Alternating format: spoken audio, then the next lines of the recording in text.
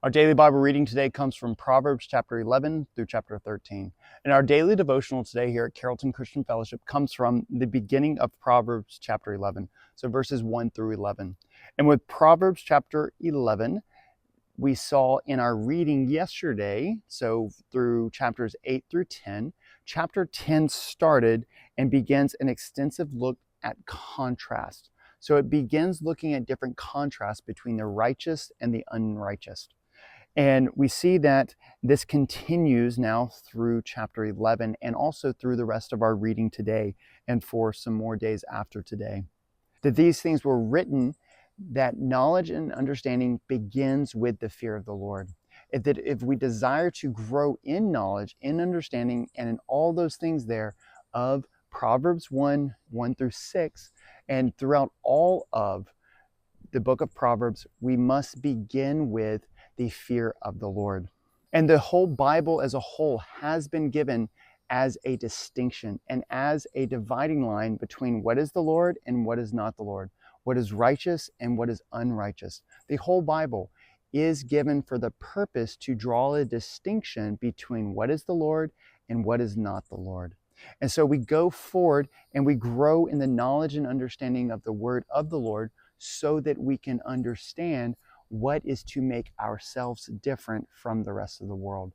And so Solomon continues to go through that here in chapter 11 through the rest of our daily reading today. These distinctions, what the life of the individual who seeks after the Lord and who fears the Lord, what their life will look like, what the Lord will do in their life, what the Lord will produce in their life.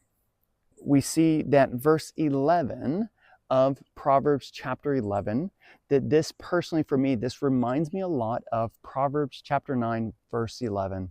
So in Proverbs 9, verse 11, it says that, "For by me your days will be multiplied, and years of life will be added to you." So speaking of the Lord, so the Lord is speaking here about how the individual grows and how the individual prospers, how the individual's life is extended or is shortened, all these things. And so the entire verses 1 through 11, we do see some similarities and some parallels with chapter 9, verse 11 of Proverbs, that these similarities between these two. And what it is that establishes a city, what it is that establishes a country, what it is that establishes a civilization, that it's not the economic ups and downs. It's not the economic cycles that does these things. What is it that establishes even a generation? It's not the prosperity that they see. It's not the industrialism and all these things, but no, it's the Lord. The Lord is the one who establishes a city, a country, a nation, establishes a generation to be what they are and what He desires them to be. And so the best way to see if a city all the way to a generation, to a nation, anything, to see if it has truly been established for the Lord is to look at the history of them. Not about how they prospered, but what direction they went in. What were their purposes about? What were they all about? What was the proof in the pudding?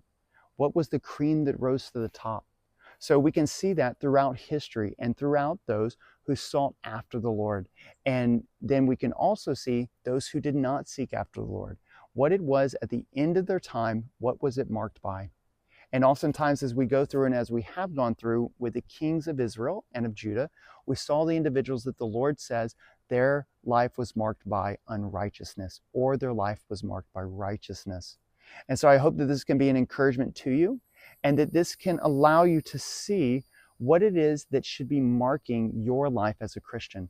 What are these distinctions that the Lord has said and has set out for you as a Christian, that He said, if you are coming and desiring after me, these are the distinctions you have to make in your life. These are the things you must take off of your life.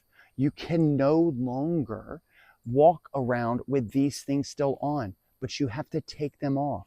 But these over here are what I desire to put on you. These are what I desire to clothe you with.